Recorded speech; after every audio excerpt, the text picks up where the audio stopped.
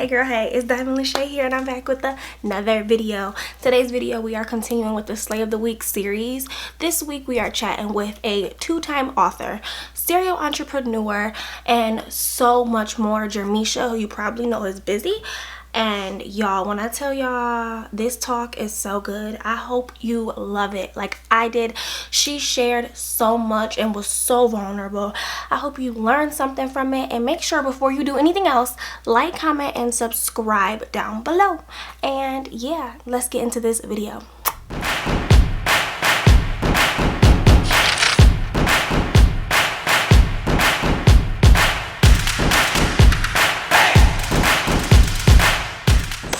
You guys, today we got Jermisha, who y'all might know is busy. Hey y'all. Tell the people who you are if they don't know. Okay, so my name is Jermisha Striblett Holmes. I go by Busy, like she said, and that's because it's just short for my Instagram tag, Official Busy Brown Girl. I am an author, a serial entrepreneur, mental health advocate, a mentor. I am a woman of many things. I do a lot of stuff. That's why my name is Busy, because I'm always keeping busy. But yeah, I'm from Chicago. I am about to be 24 in August, and yeah, I can see why you're the Renaissance queen. You sing, you dance, girl. You can draw. She designs clothes. Like, the hustle don't stop to keep going, okay? Okay, so you are the CEO of the Brown Girl Proverb, right? And you've been doing that for 3 years now, and you're only 23? Yeah. So, yes. Take us back. How did you start doing that at 20? Most 20-year-olds are not thinking about starting something so powerful. Well, right after a little bit before I graduated from college, a family friend of mine, he actually owns a nonprofit called College Mentoring Experience. And what he does is he mentors young adults from the ages of grades of 6th grade through college. And I was always kind of like a silent mentor in a way. Like, I would always help out, but I wasn't official just yet. And then once I graduated college, he kind of reached back out to me. Like, he knew I was coming home from school and things like that, and he needed somebody to help him. He needed an extra mentor. So, I mean, I'm naturally a mentor type of girl. Yeah. Like, I've always had somebody under my wing, or always lended some type of advice to somebody. I'm a Virgo, okay? So I'm always telling people how to get their life together. Right.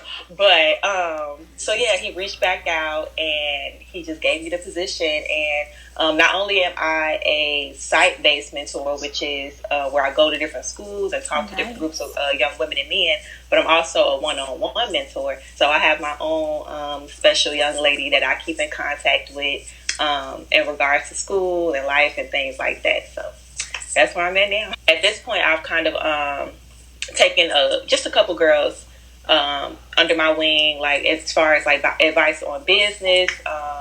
My youngest right now is 18. My oldest girl is 22. And she's also a mother. Yes. So I'm kind of like just that go-to. Yeah, I'm kind of just that go-to right now for a few girls.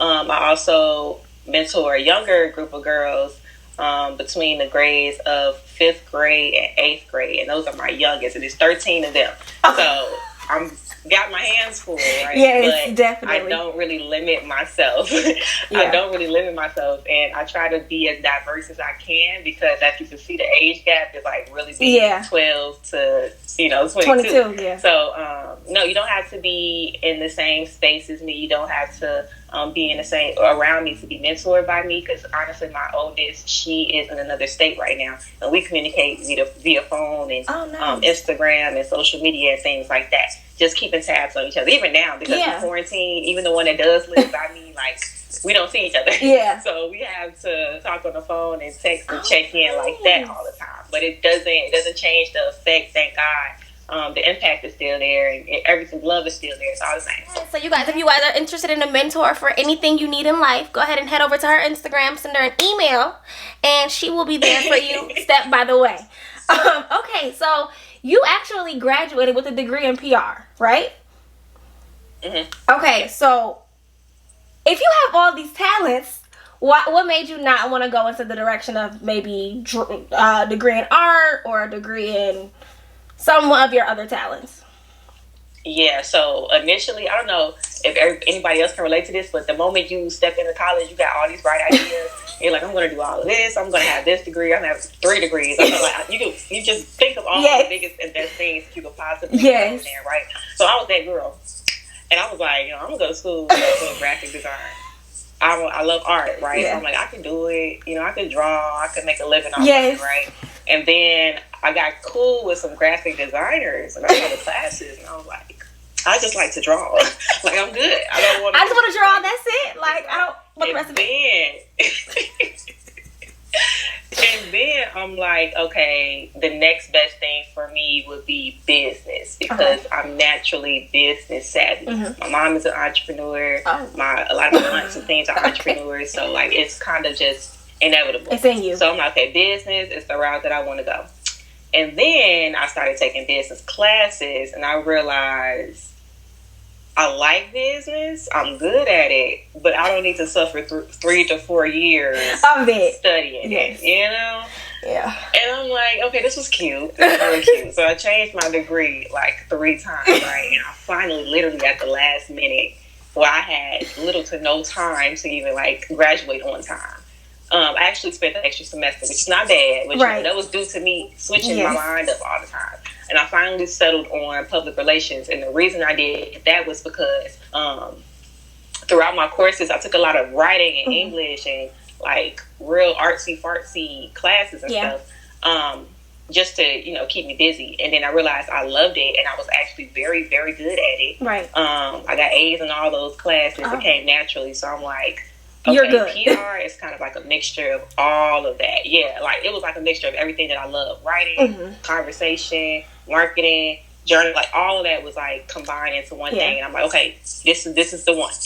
We're not changing it no more. Okay. This is it. We're here. And it's stuff. Okay, well, congratulations to that. School is something else, child. 4.5 years for me too.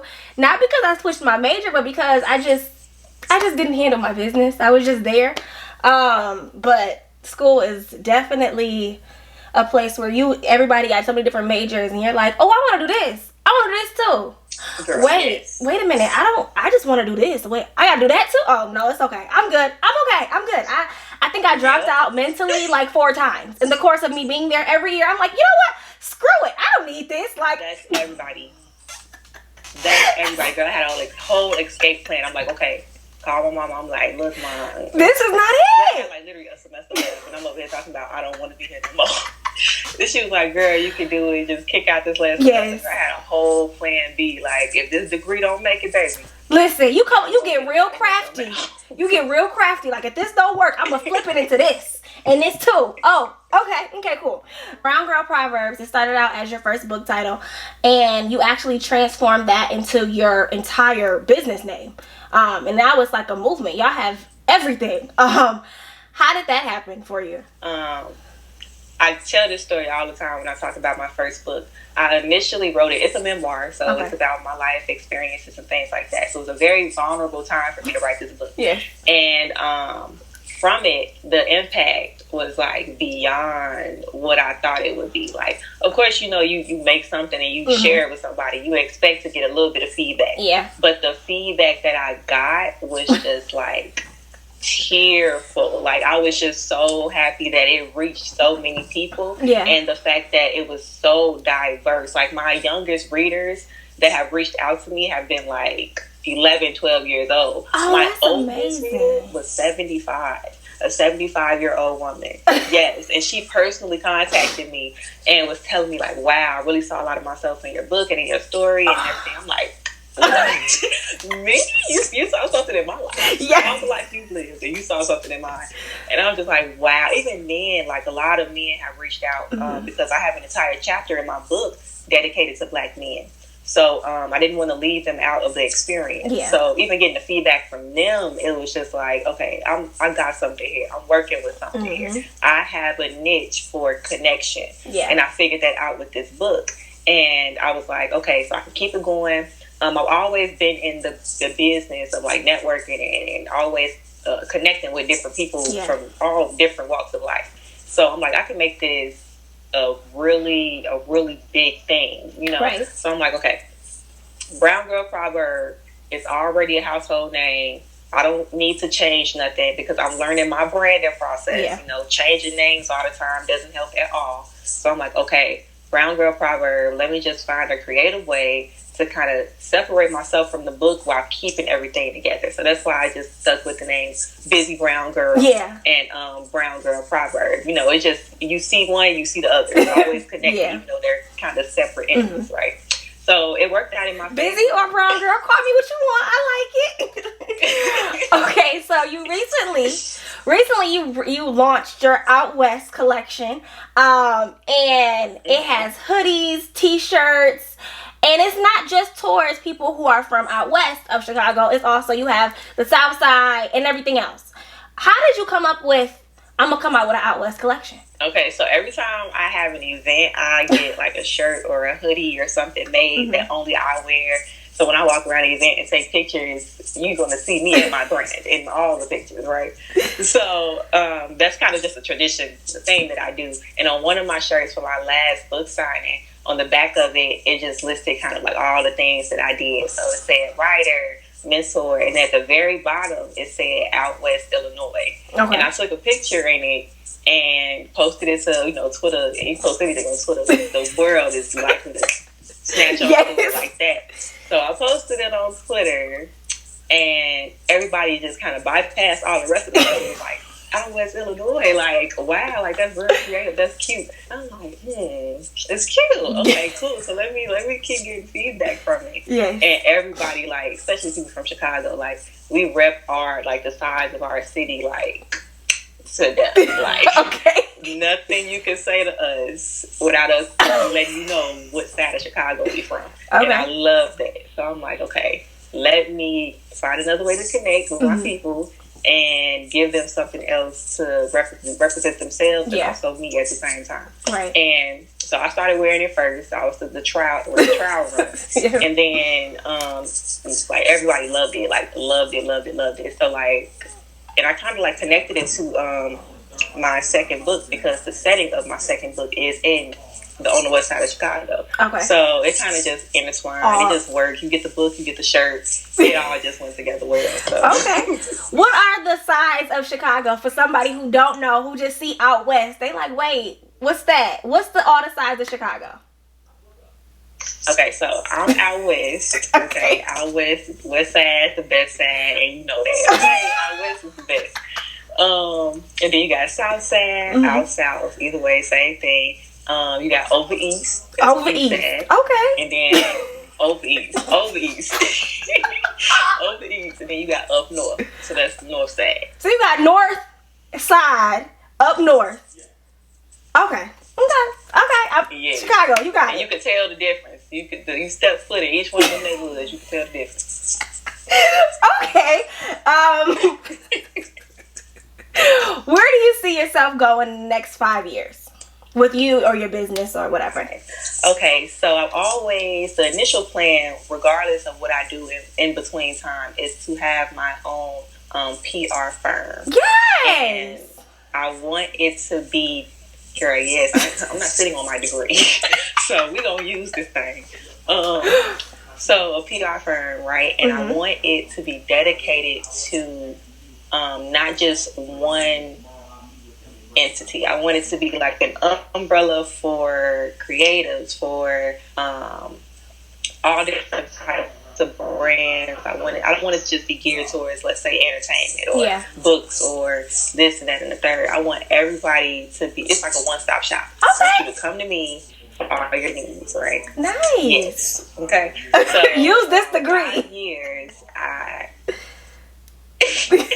I'm gonna use this degree. 5 years, that's where I see myself. Okay. So I feel like, I don't know if you've seen Kylie Jenner. She posted a YouTube video of like giving a run through of how her her office building looks. Yeah, I saw that. And literally, this girl has everything that I dreamt up in my head in her office. Like, it's literally the same concept. She has an entire photo shoot room entire makeup room, entire like just offices everywhere where she can take care of everything she needs to take care of in that one spot. Yes. And that's kind of the idea that I have with this PR firm. Yes. And also because I'm a really big advocate for mental health. Okay. I want it to be like a sanction as well for people to come and indulge in things to release and relieve from like whatever it is that they're dealing with outside of work and home, you know. So like the mental aspect. So it's a lot. I got a lot of ideas, you know. Eventually it's gonna all come together and look just because I'm explaining it, we got 5 years to figure it out. So we can. So you tapped on a little bit of the second book that you came out with. I just wanna know, how did you come up with the idea for your second book? Because it's not like your first book at all. Like, one is a memoir and one is like, they're completely different.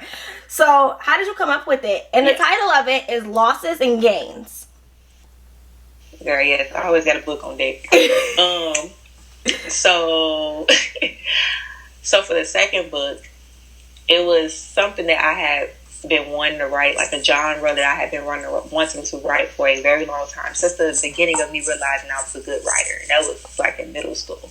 And initially that was kind of the route that I wanted to go before I wrote my memoir. Okay. I wanted to write something that was like very Sister Souljah, Toni Morrison type, you know, vibes.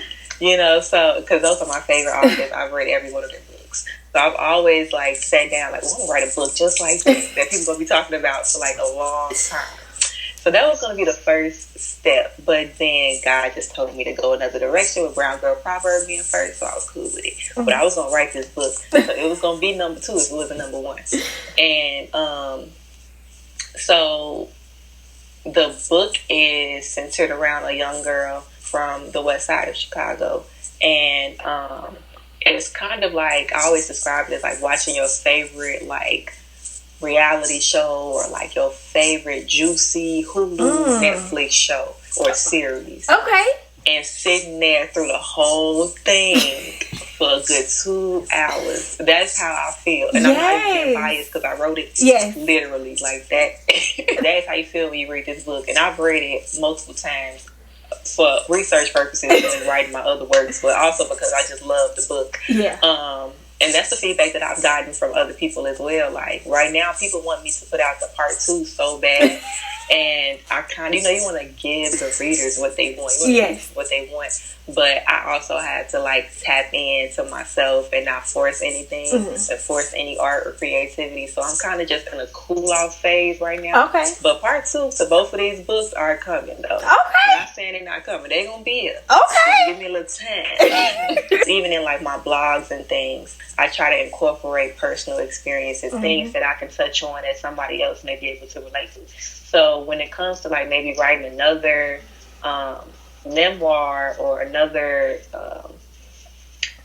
story that may resonate with somebody else in their real life, I feel myself doing that the older that I get, because I wrote my first book when I was 21. I didn't live much through anything at 21. It just felt like I did. I felt like writing about it. Right.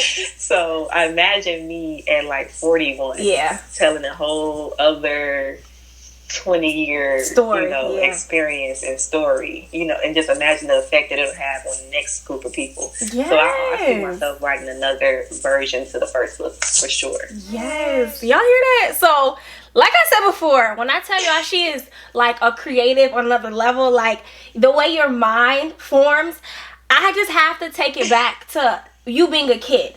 How was it growing up being a kid with all of these talents? Because you dance, you sing, you sung, you could draw. So being a kid with so much, like so many different God-given gifts, how was that growing up? It was fun. I'm not even fun. Like it was fun. Because, and it is stressful at the same time, but the stress didn't come until I got older and had to make big girl decisions. But younger, like, it was so fun, like, finding out that I could do certain stuff. Like, and it happened young too. Like, I never got bored, and I'm an only child. Yeah. So like, for me to not ever get bored is a big thing because I'm here by myself all the time. So the moment that I started recognizing all these great things that I can do, I'm like, man, like, I'll never run out of things to do. Like, this is the best life to live right now. Because if I wasn't writing when I was younger, I was doing my doll's hair because I do hair as well. So I was doing my doll's hair. If I wasn't doing my doll's hair, I was playing with my sewing machine. And my first sewing machine I ever got, I was 9 years old. I started playing with that, and I was like, oh, we got something going on here. We gonna work with this, basically, because it was good. Okay, it was good for my age. So I'm like, okay, if I ain't writing, I ain't drawing, I ain't sewing, I'm dancing. I danced for 7 years. If I'm not doing something, I was singing. I found out I could sing, and I started performing like at churches and talent shows and things like that. I'm like, okay, all right, God. I see what you're doing. I see what you're doing. So now I got to get to the point where I have to make a decision. Yeah, and that's where the stress kind of tied in, because now I'm like 18, and I'm like, man, okay, you can't just be playing with these hobbies no more. You gotta like figure out what it is that you're gonna stick to. And to be completely honest, I'm just now getting to a point where I'm like, this is what I'm going to do. Because I had all those years to play with all the other talents.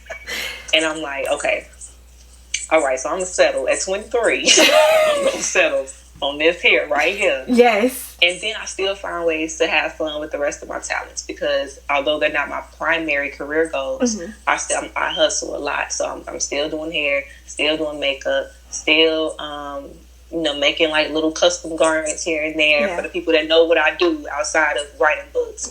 So I still get to have fun with everything. But yeah, it was a real exciting childhood.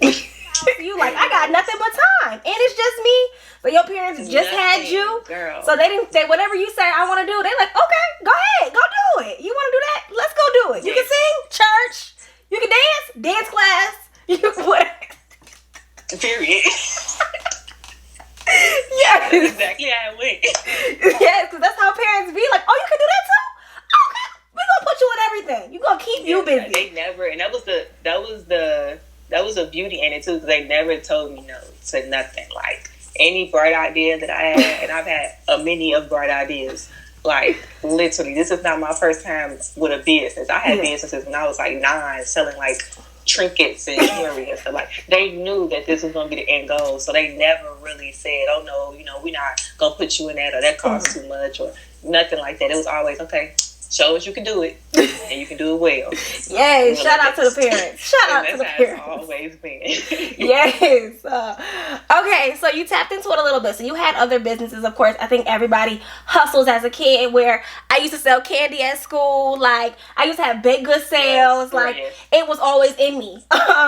So when did you know it was meant for you to be a business owner? Like, I know this is it for me. Like, when did you have that turning point in your life? Honestly, it happened young. Again, my mom has owned a boutique for the last 13 or 14 years. Wow. And before she even got a storefront, she was literally selling these products out of like this real cute little dainty room in our house.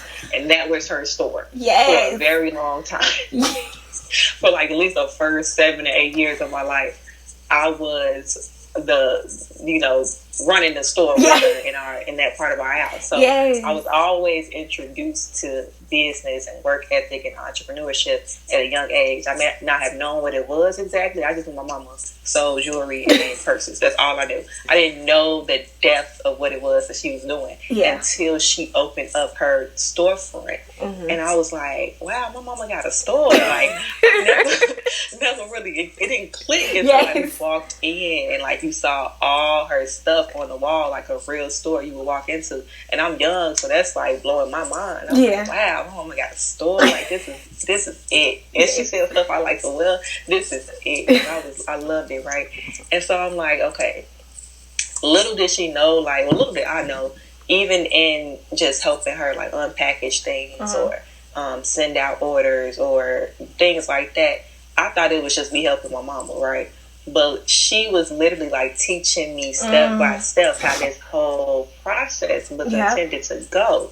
I didn't see it like that. Until I got older and I was like, you know, filling out job applications. I've never worked a 9 to 5 like ever in my life. Like, I don't know what it feel like. I ain't knocking nobody that got one. It just wasn't my calling. Like, they didn't even want me. Like, and it wasn't like I didn't even try to fill out job applications after application. They literally just did not choose me, and I knew it wasn't because I was underqualified. Because some of the jobs that I was applying for was like, girl, I could have got that. So I just took it as that was God telling me, this is not the route for you to go. So I need you to work that much harder to work for yourself. Right. So I took that and I'm like, okay, this is the route I'm gonna go. I need to be my own boss. I need to have my own business. I need to make my own team, and we need to make this happen for ourselves. And that was probably like, I think I was like a freshman or sophomore in college when I really started diving into all that it took to be an entrepreneur. And that was also going to be one of my minors in college, but I was like, no, buddy, I'm not doing that because I don't need this. I don't need all these years for this. Exactly. Out here that ain't never went to school, so I can do it. But getting the degree credit. Well, yeah. So like freshman and sophomore year of college, I actually started a accessory line. A lot of people may be familiar with this. It was very short-lived. However, it opened up other doors that have created a lot of longevity for me. So it was an accessory line. It was all handmade, like denim-inspired accessories. So like denim chokers, literally all handmade. I sat in my sewing machine, made everything by myself. I made a lot of money. I'm not even going to front. I'm very honest with what I do. I made a lot of money within the first 6 months, and I was very proud for my first business to bring in $1,000 in a month. That was big to me. I'm like, I ain't never had a job, so for you to tell me I just made $1,000, like that was big. Me doing something that I can do on my own and do it well. So I was like, okay, cool. But then this was like kind of a reverse to what the last question was, deciding what I wanted to do. I realized, okay, this is something that I love, but not something that I want to do for the rest of my life. Which is cool. Changing your mind, it's not a problem. Changing your mind at all. So I realized, okay, this was nice for the moment. Brought in some good money. Brought in a lot of new clients. That year that I took off from it, it kind of confused a lot of people. So me getting back into business and things like that, like me announcing I wrote a book, it kind of shifted everybody. It was like, wait a minute, you just was selling accessories. Like, wait a minute, now you writing a book. Like, wait. It's kind of like, okay, we see you, we trying, we understand. Exactly. It was kind of hard shifting into that, but it worked in my favor because it was intentional. Everything made sense. Even if it didn't make sense in the moment, it made sense in the end. So I'm good with the outcome. But yeah, I'm very long-winded, as you can tell. The initial question that you had was... You're fine. I realized this is what I wanted to do. So that was when I realized that was what I wanted to do. Once I started realizing all the other things that I loved didn't have to be my career, then I realized, okay, this is really what I want to do. I want to work for myself. Nice. I feel like you already had it in you. You was packaging orders, so you already had that spirit. Nobody had to tell you that's what you're supposed to do. And then you did all these job applications and they didn't want you. You're like, okay, God, no job for me. Fine. No biggie. That's it. Thank you.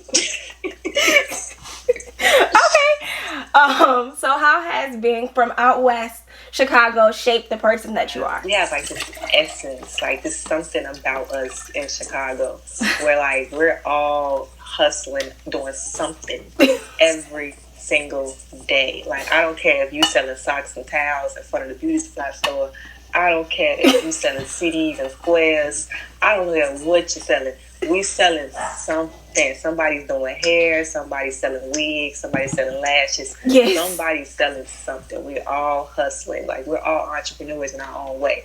And growing up, seeing that everywhere I went, And then also just seeing and feeling, it's hard to explain, honestly. I think you kind of got to be from here to know. And like I said, this probably goes for everybody and where they're from. We just get it. We just get it. And it comes naturally to us. So, and we kind of like, we're go-getters. We're kind of hardcore. We're tough. We give it to you how it is. Yeah. No sugarcoating. That's me to the T. That's anybody that know me. I am the most honest person that you'll come across. And I mean it in the most loving way. I don't appreciate sugarcoating, because I like to teach people so that they can learn, not so that they can feel good about the decisions that they're making. So that's kind of what Chicago has brought out of me and helped me to incorporate into my writing and my work, because if you know or follow the stuff that I do, I always shout out where I'm from. Like, never miss a beat. I always am letting people know, yes, this is what I do. This is how I do it. I'm also from out west. So if you want to get to know me a little better, you probably want to get to know where I'm from. Yes. So it's always there. And I think my community really appreciates that too, because I bring them along with me through the journey. And it's a real beautiful thing. Yes. So since you've been there, you lived there since you were a kid, where do you see yourself, if anywhere, going? Now, I wanted to move around the time where I was headed to college. I wanted to go somewhere else. Not that I didn't appreciate where I was, living at and being here. It's just, you always want something new. You've been somewhere your whole life. You want to know what it felt like to live and experience something else. Right. And a lot of people have always told me they see me as like a New Yorker. I'm like, oh shit, you see me as a New Yorker? I'm going to try to go to New York. Like, that was it. That's all you have to tell me. Yes. I look like a New Yorker, and I'm going to go to New York. Just tell me. So it don't take much. It really don't. So they told me, like, people always see me as like a busy city girl. So like, I'm country at heart, but I'm a city girl. Like, I love the excitement of just being out and about all the time. So if anywhere, I thought I was gonna end up in New York. Then I looked at how expensive New York was, and I was like, okay, this is cute. It's real cute, but no. Not now, at least. And then a lot of other people say like LA or like any big city areas. And I'm like, okay, this is nice, but nothing is like Chicago. Like, I don't know how to explain that anymore. Nothing is like being in Chicago. We have literally every type of food you can think of from everywhere you can think of. It's a different type of, it's the good ghetto. Like, I love like hood things. Yes. To an extent, you feel me? And it just gives you that right amount of ghetto. It's just crisp and cultured, and I love it. I love being from Chicago. So as much as I would like to get out of certain environments, I don't think I would ever really leave Chicago. Not for like too long. If I get a little money, I might splurge and get me a house in another state or something. But other than that, I'm gonna stay at home. Yes. My first roommate in college was from Chicago, and she loved Chicago. She like always was talking about the food. And we were in Atlanta, so she was like, this food is good, but it's not like Chicago. Like, I'm like, girl, what's like Chicago? Y'all stand by y'all food, okay? It was like, I'm like, but we in the South. It's not good food. No, it's not like Chicago. No, their macaroni's better. No, this is better. I'm like, okay. Girl. Okay. Yes, she knows. She knows. Okay. She definitely knows. So we got into the 5-year plan with this, which is the PR firm. But what's next for Busy? Now, of course, even though I'm kind of on pause a little bit, I'm always still conjuring up like different ideas for the second parts to each of these books. Now, I'm really biting a large chunk at the moment because I'm working on 2 different projects at the same time. Yes. But I'm a multitasker. Busy isn't just a name. It's literally my life. So I'm good with balancing a lot of things and still getting it done. Yes. So, and I like being busy. I don't know if I'm like one of the few people that likes that, but I love being busy. Yeah. So I can manage. Right now, probably I gave myself a deadline of summer 2021 that I was going to have both of these books out and ready for people to read. Okay. So, but deadlines always change, so don't quote me on that now. But we're gonna shoot. Yes. Summer 2021. Okay. Never know what happens. It's still it's gonna happen. It's gonna happen. But so yeah, 2 more books within the next year, and a million more books to come, because I don't think I'll ever stop writing. I found my thing. This is my thing. Writing books, writing stories. I'm always blogging. If you haven't, already read my blogs, they're always, I literally post a different blog maybe once a week. Just got into YouTube and didn't know that YouTube required so much of your time and energy. However, it's a different kind of, YouTube is its own beast, okay? It's like, you think, I just put a video together, but it's like, wait, no, it's more than that. I gotta do, oh no. I feel like a blog takes time, but the YouTube, man, I give it to people who do YouTube like full time, because it's its own beast. It really is. It really is. And I really commend people with like the hundreds and thousands of subscribers and videos, because I'm like, some days I don't want to record. Like, some days I don't want to do that. I don't want to look like this all the time to record a video. But then other days, I feel the excitement that they may feel. I'm like, well, I'm going to record me a video today. Then I'm like, now I got to edit the video. Now I got to load the video. Like, I'm just like, oh my God. But it's something that I love doing too. I love talking. So being able to like share my ideas and opinions and things like that, and highlight other people, because I'm always supporting other people as well on a platform of my own. It feels good. So, YouTube is new, but I'm you got it. All right, you guys, I asked y'all to ask me some questions on Instagram, and y'all did. Somebody said, I have many business ideas. Tips for starting at least one. It may sound real cliche. It may sound real simple. You probably heard it a million times. Just start. Just start. Like, just do it. Because this, honestly, the business that I have now, I could have probably started this a year or two earlier than I actually started it. But with all the planning and second guessing myself and stepping back and thinking, overthinking, it paused. It took longer than it really needed to. And then honestly, the only reason I started it in the first place when I did is because I got tired of waiting on myself. So I'm like, okay, just start. Just start writing. Just start. Like, don't make no excuses. Don't listen to nobody's opinions. Yes. Just start. And I guarantee you, the moment that you take one step into the direction that you want to go, everything just becomes a lot more easier. Like, you find yourself overthinking less. You get even more creative, because now you've released the stress or pressure of, when am I going to start? When am I going to start? Because you've already done the hardest part, which is starting. So once you get over that hump, honestly, like, it's crazy. Everything's a mind thing, because literally the moment that you start, you get it. Like, you're like, okay, I got over the biggest hump. Yes. Which was literally the easiest thing I could have did once you think about it.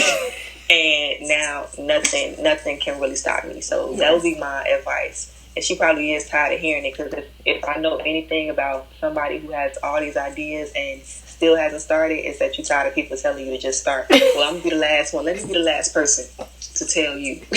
Just start. So just at start. This point, I'm going to need you to just start. Just start. Somebody said, I'm only 17, but I'm interested in writing a book about my life. Should I just do it or wait until I'm older? I'm kind of over waiting. I'm kind of over the whole idea of waiting to do things, because I think typically people wait on the right time, and there's no right time to do anything. I mean, nothing.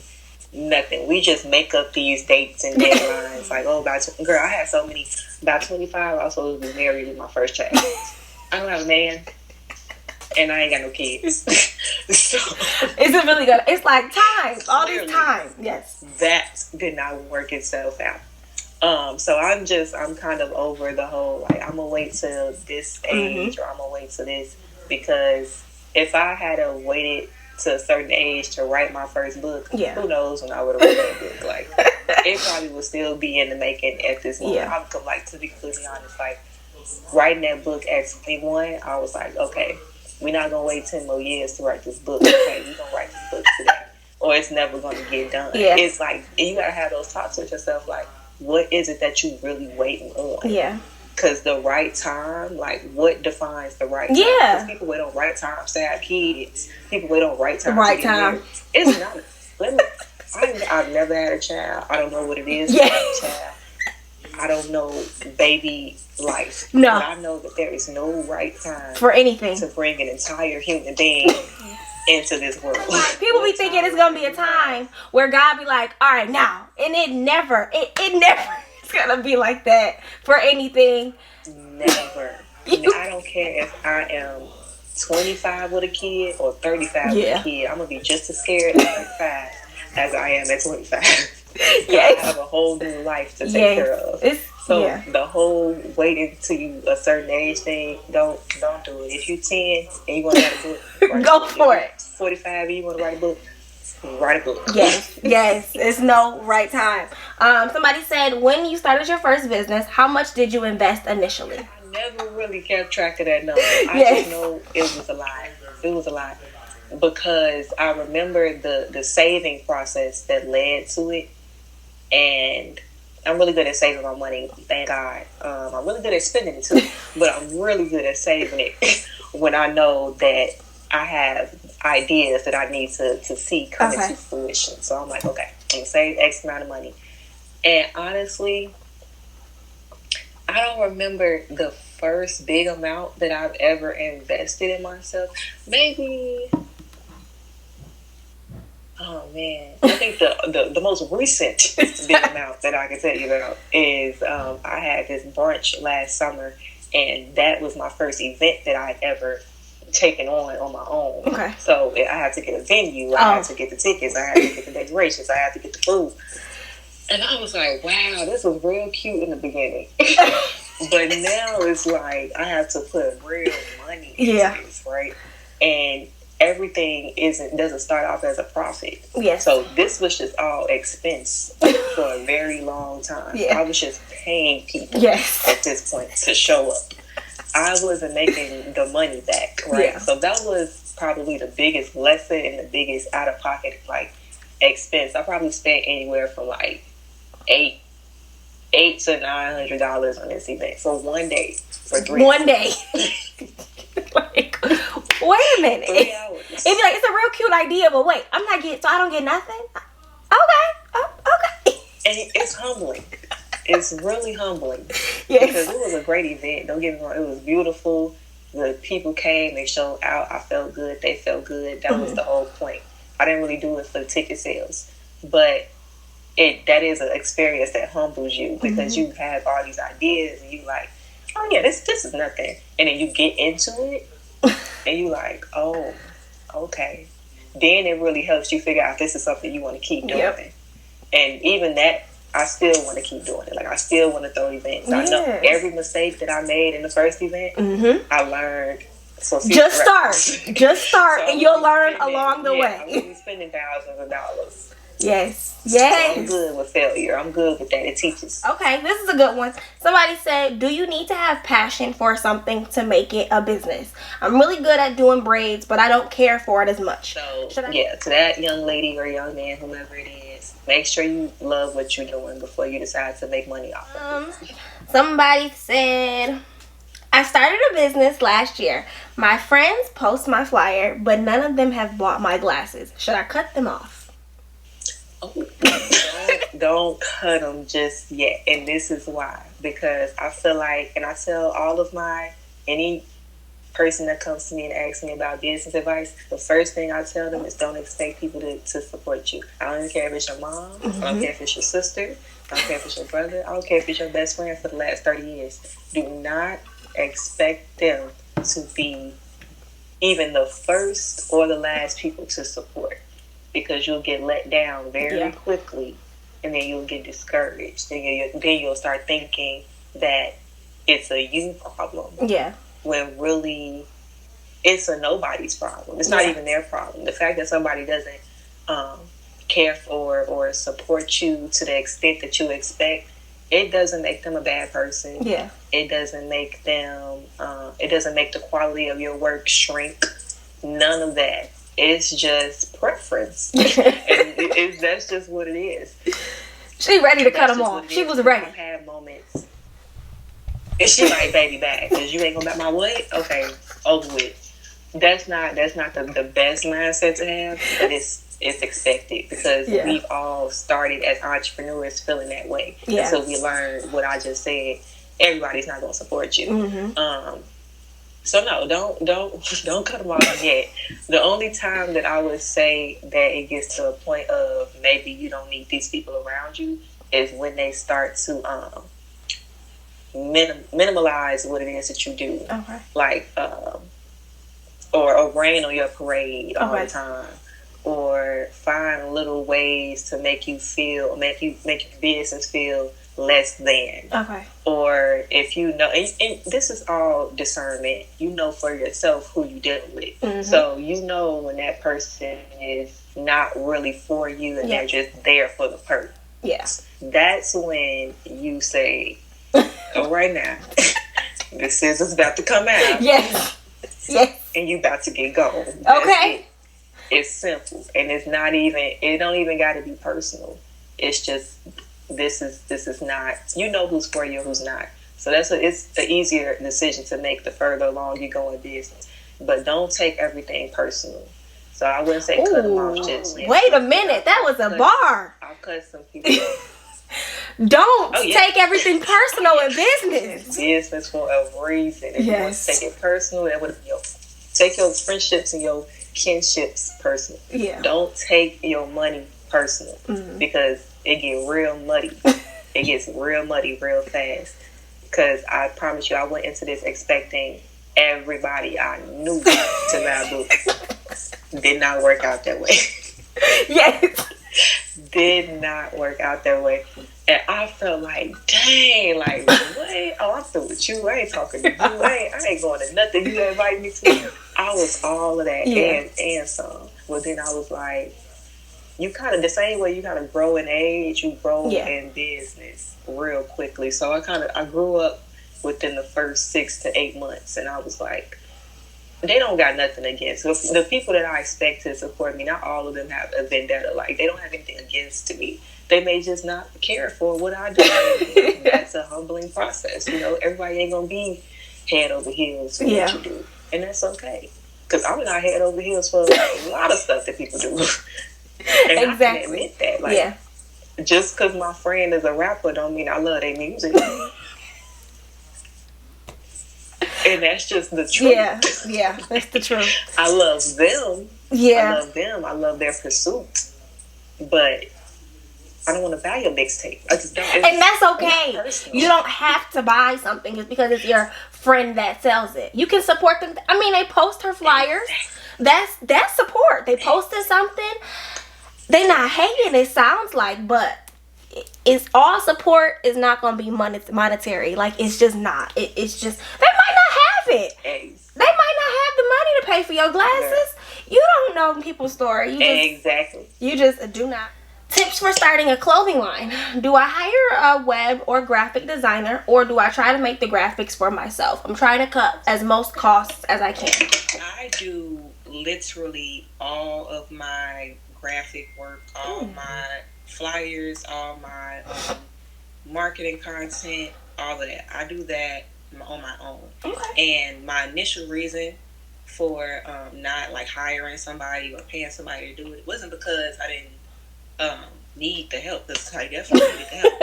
However, in your beginning stages, you kind of that's where you learn that you don't really need as much help as you think you need, financially or creative wise. Like, you get real creative when you broke. You get real creative. Yes. Guarantee you, all the creativity that you never knew you had, go broke. You will get some ideas. I promise you. Yes, you gonna learn. You gonna learn how to do that. I'm on YouTube, graphic design. Oh, okay, so I just moved that. Yes. Okay. Yes, YouTube Academy. YouTube will get you together. Yes. YouTube will educate you on everything you need to know. I found out how to do everything I needed to do on YouTube. I found out what apps to download to do my flyers. Yes. I found out what apps to download to do my video content. Even with making my own website, I used a it's a real technical term for it, but I use Wix. I don't know if anybody's familiar with Wix. Yeah. But that was the platform that I used for my website, and it allowed me to be as creative as I needed to be. I did everything the way I wanted it to be. It looked how I wanted it to look. I didn't have to go through any middlemen or pay anybody $500, $600 to do something that I knew I was capable of doing. So I wouldn't say off rip try to go seek help or try to find somebody to do something for you. Try to figure it out on your own, because you'll be surprised about what it is that you're capable of doing and creating. And if you do need help, of course, reach out to somebody. Reach out to me. Reach out to Dymond. I mean, anybody can literally help you creative-wise. Yeah. And I think that that's like the biggest part of like content is how creative you can get with it. So, because anybody can make a flyer, anything, but everybody's not going to read that. Like, if they don't care, they're not going to read it. Exactly. But if you have a creative approach, then 9 times out of 10, even if they're not 100% interested in what it is you do, you caught their attention. Exactly. And it's very easy. It's super easy. Download some apps. I'll tell you all the apps that I use, 5 different apps to make one flyer. I'm not ashamed of it. Yes. I'm a perfectionist. So I need all them apps to produce that one flyer. Okay, but I did it on my own. It makes you proud to be like, I made that. What it also does too, it kind of creates like a whole other like hustle, because now now I got people like asking me to make flyers, help them design websites. You know, and that's just another little sad to bring in some more money. You feel me? But a little more coinage, but you know, and that came from me just exploring my talents. Yeah. So that's what I would advise. Somebody said, "Who and what motivates you?" Of course, the first answer is almost like anybody who accomplishes anything big is their mom or like their dad, right? So of course, with my mom being so heavily involved in entrepreneurship and things, she was the first example that I saw. So without knowing it, she was motivation from jump.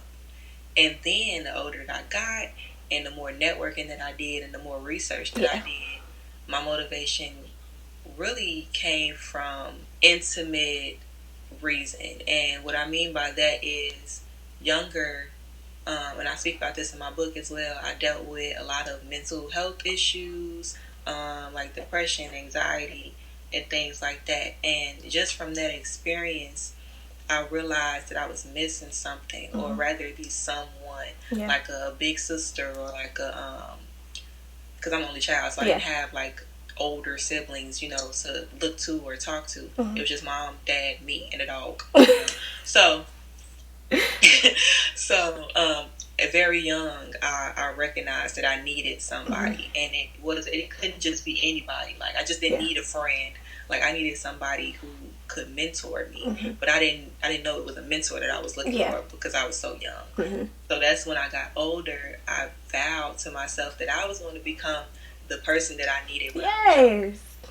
And that motivated me the most throughout this entire process. And I've stuck to it because I knew what it was that I needed as a young girl, even a child. So I tried to give that to whomever I come across, because I know how important it is to have it, and I see the impact of having it from the feedback that I get from the young girls and men that I mentor.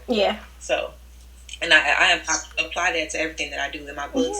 I make sure it's something that you can relate to and that you can see a version of yourself in. And even when I'm just having regular conversations with people, I try to be very welcoming so that they don't feel like they can't say nothing to me. You know? I just want to do that because I needed that. So I wanted to become that. So that's what motivated me. All right, so we're going to flip it over. We're going to do a quick little rapid fire. This or that, coffee or tea? Ooh, tea. Morning or night? Night. R&B or hip hop? R&B. A real R&B girl. Okay. Instagram or Facebook? Oh, Instagram. You want wealth or you want the love?